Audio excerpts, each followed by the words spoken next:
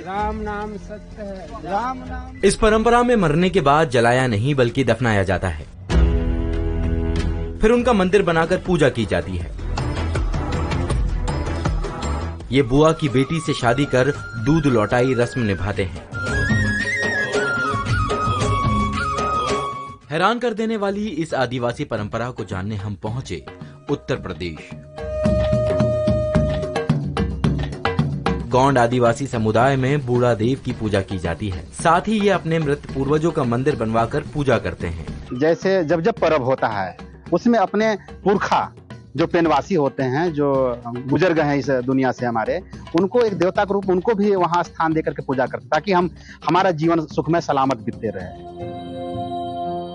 गोंड समुदाय में मृत्यु के बाद दफनाने का रिवाज है। इनमें अंतिम क्रिया को पूरा करने के लिए कोई खास स्थान निश्चित नहीं होता है। गोंडी धर्म में जो लिंगोवासी, जैसे पेन जो जिंदा रहता है उसको पेनवासी बोलते हैं, और जो मर जाता है उसको लिंगो।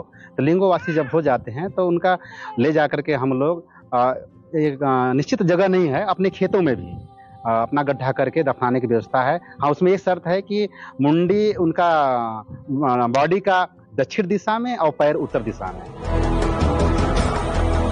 ये समुदाय अपने आसपास मौजूद सभी चीजों को देवता मानकर सदियों से पूजते आ रहे हैं।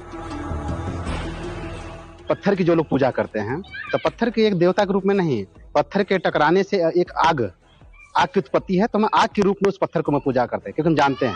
उसी तरह से भगवान है, जैसे भूमि है, गगन है, पानी है, वायु है, जल है, तो जिसको हम जानते हैं उसी को मानते हैं। उसको एक तरह से, और वन पेड़ पौधा भी, इसको हम लोग एक भगवान के रूप में पूजा करते हैं। मन्नत पूरी होने पर गोंड समुदाय कर्मा और छैला नृत्य करता है, जो धार्मिक मौकों पर भी किया जाता है। इस समुदाय में पूजा पाठ के लिए पंडित की जगह धर्माचार्य होते हैं, जो सभी रस्में निभाते हैं। धर्माचार कोई भी शिक्षित आदमी व्यक्ति कर सकता है, इसमें यह नहीं कि वही आदमी करे।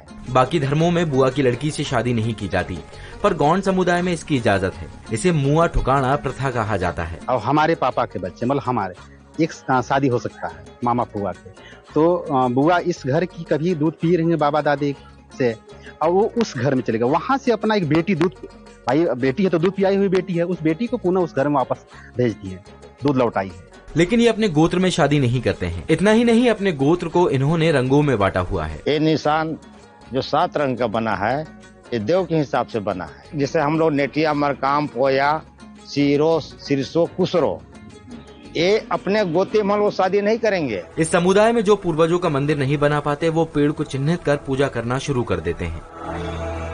वक्त के साथ इलाके में विकास नजर आता है, लेकिन गोंड समुदाय जन्म से लेकर मृत्यु तक अपनी परंपराओं को सालों से यूं ही निभाते आ रहे हैं, जो उनकी पहचान बना हुआ है। शक्तियों की सेवा, आदि शक्ति ब्रह्मदेव की सेवा, बोलिए सगा समाज की सेवा।